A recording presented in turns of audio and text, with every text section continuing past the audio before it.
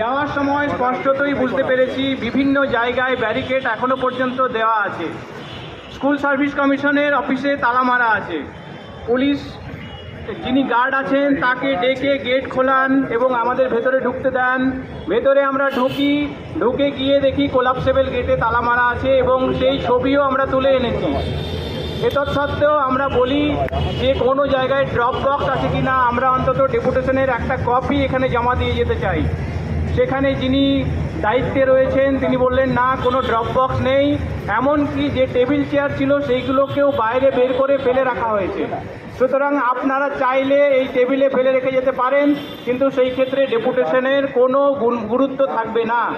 সেই জন্য বর্তমান কার্যকরী সমিতির পক্ষ থেকে সাধারণ সম্পাদক সিদ্ধান্ত নিয়েছেন, ইমেল মারফত আমরা এটাকে জানান দেব যে আমরা এসেছিলাম এবং সঙ্গে আমাদের ডেপুটেশনের কপি থাকবে এবং আমরা ছবিও তুলে নিয়ে এসেছি। গেটের সামনে তালা বন্ধ অবস্থায় আমাদের ছবি, যেটা অ্যাটাচ করে আমরা বুঝিয়ে দেব যে আমরা এসেছি কিন্তু আপনাদের সহযোগিতা পাইনি। সেই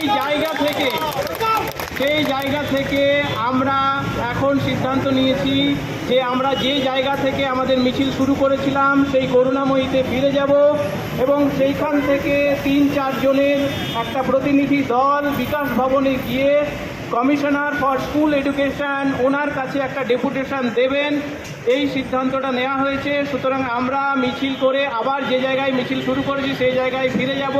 তার আগে অনির্বাণদার কথা শুনবো, তারপরেই আমরা কিন্তু এই সিদ্ধান্ত নেব।